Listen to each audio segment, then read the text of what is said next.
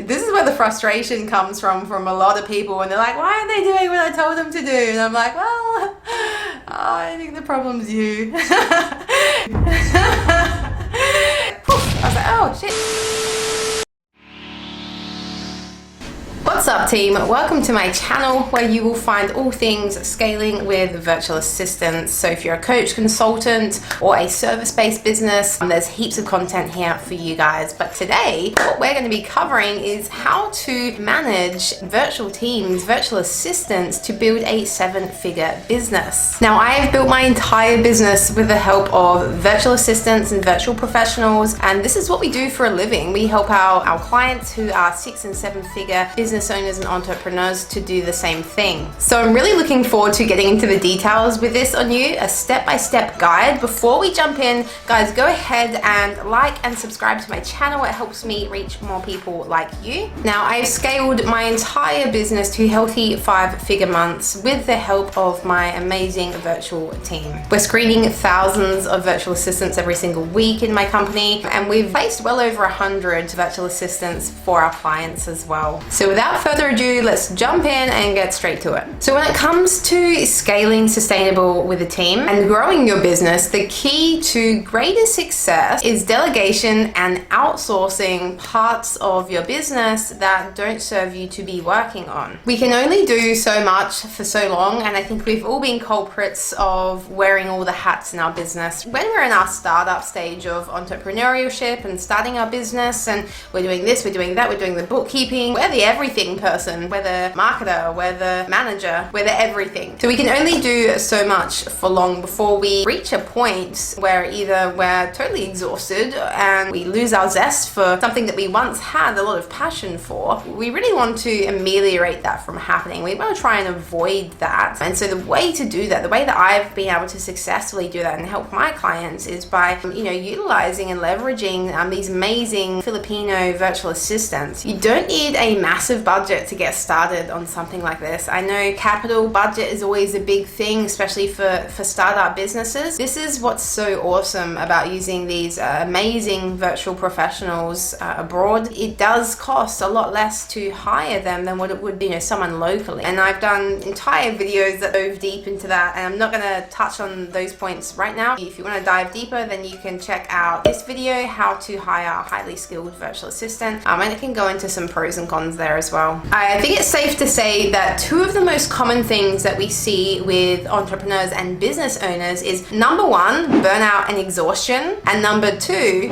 overwhelm. Now, both of these things generally stem from either one, not having enough support, and two, having a lot on your plate. A lot of the time we can be the ones that are actually getting in our own way to get to that next step. So we are the roadblock a lot of the time. We have these objections of, I'm the only person that can do it that way, or no one else can do it like I do, and this skill or that skill that's not available. Okay, we make up these excuses for ourselves and we keep ourselves stagnant and in the same spot. And so we really need to work through those limiting beliefs and go through a process where we can actually relinquish control. I know that is scary as shit to a lot of people, to have to let go of control of all the things and allow someone else to take the reins on it. But you can do it very successfully. And I will jump in and I will talk about that when it comes to managing a team. But just know that holding on to these things are at your own detriment. The only person that's really harming is you. If you get to a certain stage in your business where you have no other option but to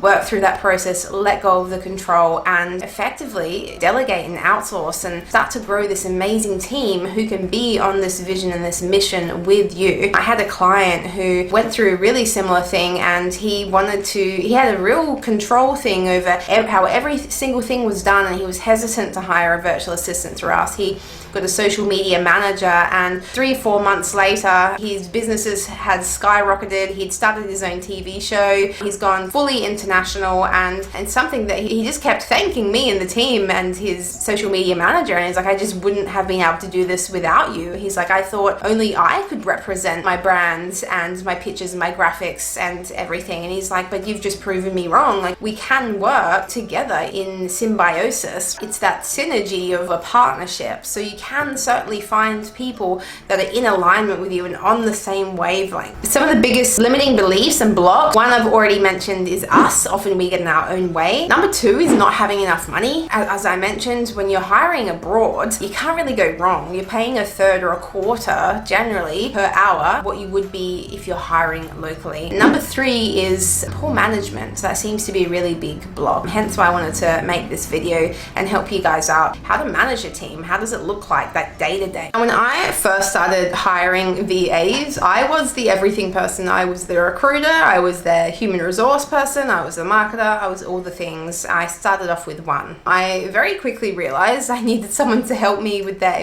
HR and recruitment, and I also needed someone to help me with social media, and I definitely needed someone to help me with my bookkeeping. And so those were my first three hires. I started with me, and with having my team, it was like, it just took a day. Like, we grew very, very quickly. Within the space of 18 months, we went from 1 to 60 people within our team, and the VAs within my team were supporting and servicing other clients as well. And now I'm in this really cool place of sort of being able to spend more time on creating and, the things I enjoy in my business. I quite like catching up with clients and doing, some sales calls still, even though I do have support with sales as well in my team. But I get to focus on the revenue creating tasks in my business, partnerships, collaboration, going on podcasts, creating content like this. And I quite enjoy this. I get into, my little creative flair when I'm doing this kind of stuff. And I geek out a bit on the keyword research and putting this stuff together so that I can have this creation. Now, I went from doing everything, and I was working a lot. I was working pretty hardcore, but I was able to leverage my time with the help of my team at the time as well. And that's why I call it scaling sustainably. It's because I wasn't scaling and hustling my butt off and constantly burnt out. Don't get me wrong, I definitely had a couple of times where I hustled too hard and I burnt out, but for the most part it was pretty sustainable and steady. And it was just being really aware of what was going on in my business, what needed my attention, what needs more attention, to the point where I actually need to hire someone to handle that because it's not within my capacity. So it was constantly reevaluating, reflecting, looking back, contemplating. And in the first 1-2 years of your business, that's what it looks like. There's really big growth and lots of profit in those first couple of years. And it gets to a point where you kind of level out, and then the growth is a little bit slower, but you've got a much more established and solid business model. Now, what got me into outsourcing and hiring virtual assistants was a big thing is the time factor. Like, time is our most valuable commodity as business owners and entrepreneurs, right? It got me thinking, how do I value my time? As in, if I'm going to give my time to someone for an hour, what would I actually charge for that hour? And so thinking about that, you might think that you're worth $500, or you might think that you're worth $5,000 per hour. That's all up to you. You get to decide how much your time is worth. And so if you value your time, let's say at $2,000 an hour, and you're over here farting around chasing up clients for invoicing, or you're over here pulling your hair out trying to find a suitable graphic to go with this wonderful post that you've put together, and you've spent a couple of hours and you're frustrated, it's not really worth your time to be spending your time on that at the end of the day, when you can hire someone who does this as a specialty, and they're probably 10 times better at it than what you are to begin with. I mean, you might have some specialties as well that you want to work on and you don't want to outsource that, and that's fine. But for the most part, there's a lot in our business that doesn't require us personally to do. So this is something that has been coined opportunity cost. So the opportunity cost is sort of what's given up to be able to achieve something else, or what's the loss to be able to allow you to make the gain. So opportunity cost in this context is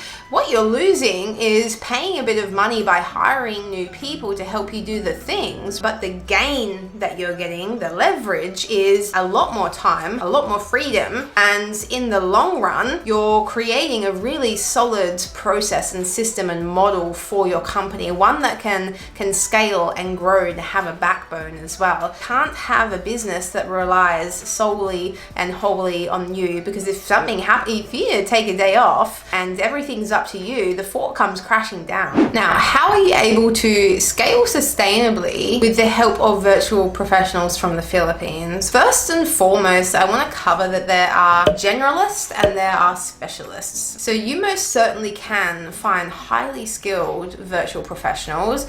Go check out this video if you want to watch more on that. But I'm telling you right now, you can get, like in my company, we have operations managers that are overseeing the entire operations of some businesses. We have project managers, we have media buyers, people that are doing Facebook ads, Instagram ads, all of that jazz, like highly skilled positions. And we also have more of the generalist positions, like a general VA or maybe a basic social media manager that's just doing the scheduling of the posts and the content calendar. There is such a range of skills and talent that's out there. And this is just one of the reasons why I absolutely adore hiring from the Philippines. Not only that, but the people there. I've worked with a lot of philos in my healthcare career here. As a nurse, I previously used to work as a mental health nurse, and Filipino people, they just have some really solid core values which align with me. Like, they're very family oriented people. They seem quite happy-go-lucky, and they're just really good workers, and I get along with them, and they have good hearts. That's what matters at the end of the day. It's really sustainable in more ways than one. Not only is it financially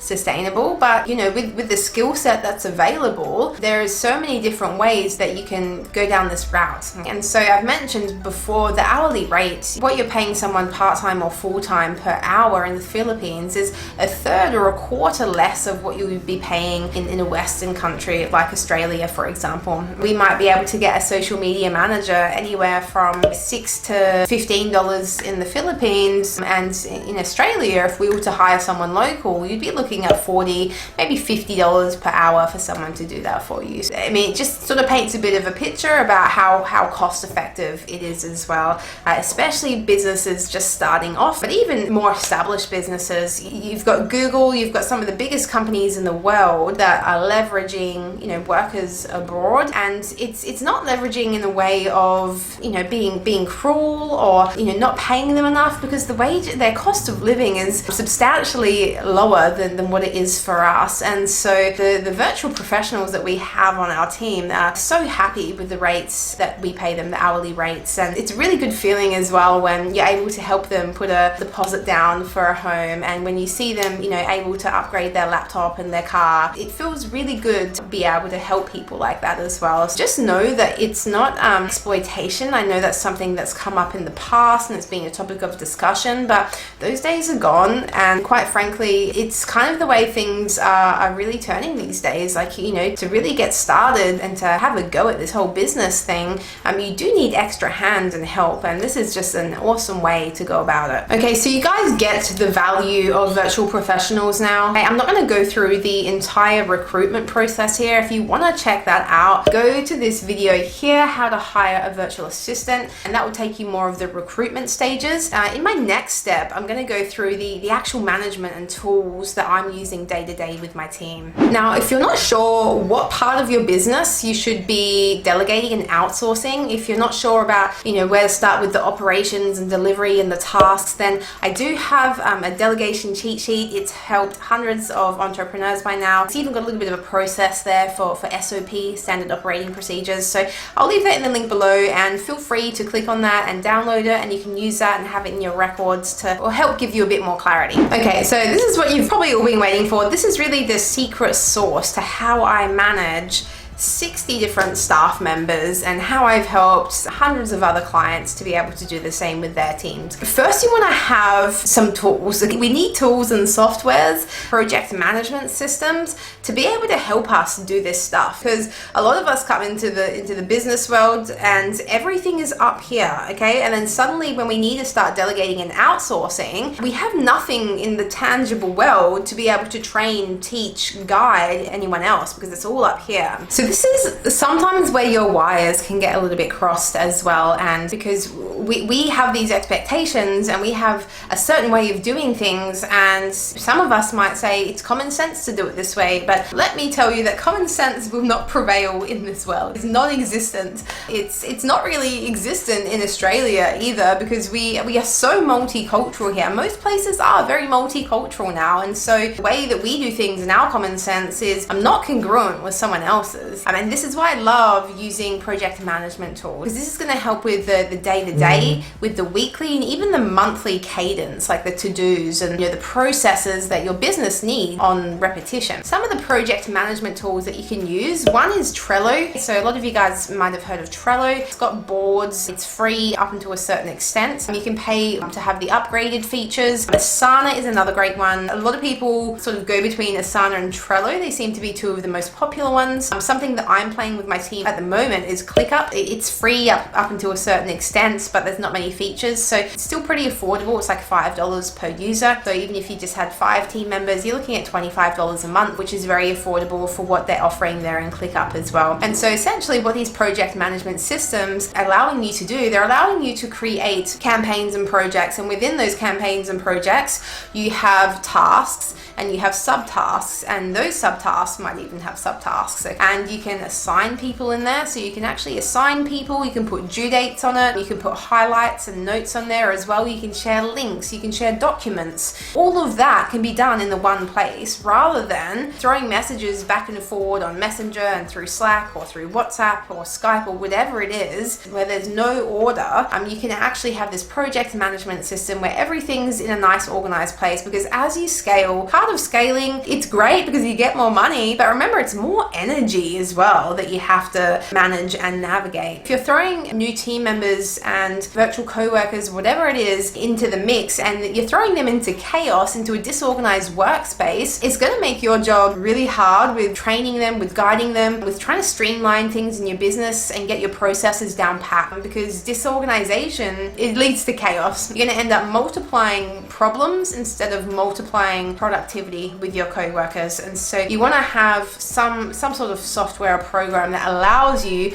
to organize the things within your business. So I've mentioned those 3 just before. You can check them out and see what feels good for you. That's one of the basics to really managing virtual assistants. The next part of this is you want to kind of look at things as almost a chain of command, because if you're the CEO or the boss of your business and you might have hired somebody new, and then you hire another person, and as you get bigger and bigger and you're hiring more people, you don't want all of these people all directly going to you. You maybe want to have 1, maybe 2 people under you, and then within those people you have like team leaders and other people, and they're helping with other bits and pieces of your business. But you don't want to have like 5-10 different people coming to you with questions and guidance and all the rest of it. As you grow your business, you're going to need to establish some sort of chain of command. It's going to need to be very clear. You can use mind maps where you can really establish the roles within your company. It might be you, and then here you might have your operations manager and your project manager, and then under there you might have your sales team, and then you might have your content team, your social media manager goes under there as well. So you start to paint a bit of a picture of who's responsible for what and who goes to who for answers. That's as simple as it gets. It's like when you create a new program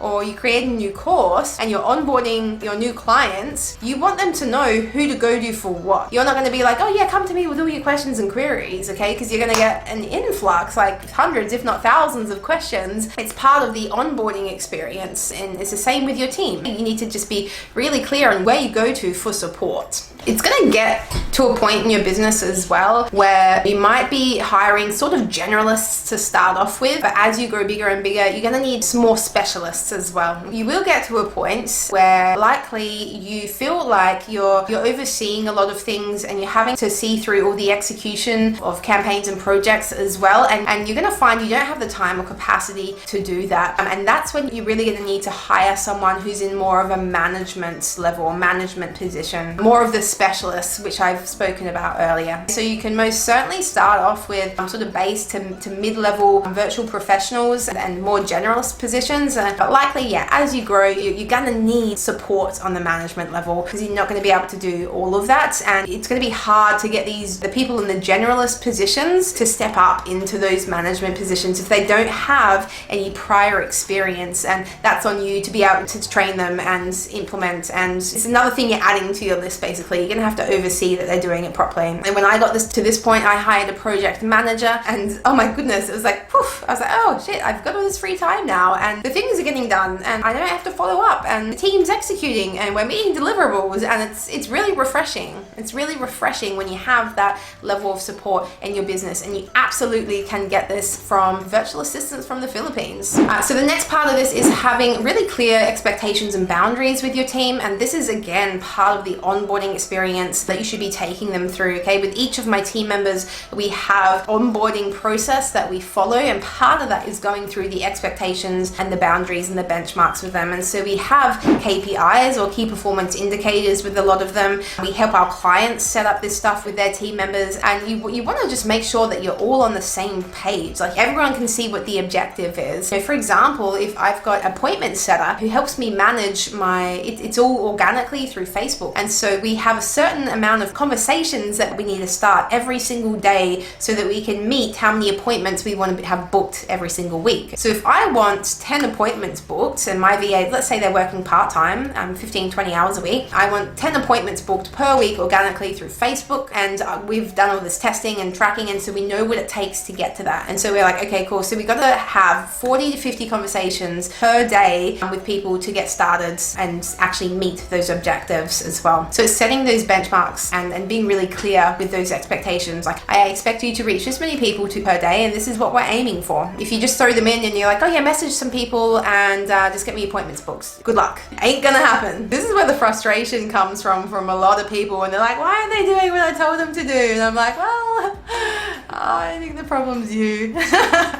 And look, I only know that because I've been there, and I've been the problem so many times. Like, this whole process of growing a business and scaling and all the rest of it, like, it really challenges you. Like, you have to reflect and be like, okay, what did I do here? Where did I go wrong? What could have I done better? Okay, especially when you're in a leadership position, because it's on you. Like, if all these VAs are going missing in action for you and not doing what they're told, you're the common denominator. So what's missing from what you're doing with them, whether it's from the hiring stage or the actual onboarding or whatever it is, yeah, we just constantly need to be reflecting and contemplating. It's a growing process, both professionally and personally. I did mention a bit of an onboarding experience there, just to give you guys a bit of a visual. Check out this Trello board that we have here. You can see when I click on here, we've got the KPIs and some benchmarks here of what we're sort of expecting from these virtual staff. You can set something similar up for your team so that everyone is on the same page as well. Okay, now you have all my juicy tips and tricks on how to manage virtual assistants and virtual professionals when it comes to team building and scaling your business sustainably. So I hope you got a lot of value out of this, and if you did, I'd love it if you could like and subscribe. It helps me to reach more people like you. I would recommend you guys check out these videos as well. They're kind of related to what we've covered today. I think they could be of value. Now, next week I'm doing a video on why most entrepreneurs fail in their second year. There's 11 really important things I'm covering in there, so if you want to get notified when that video comes out, be sure to hit the notification bell there. And again, thank you so much for your time. I appreciate you, and I will see you on the next one.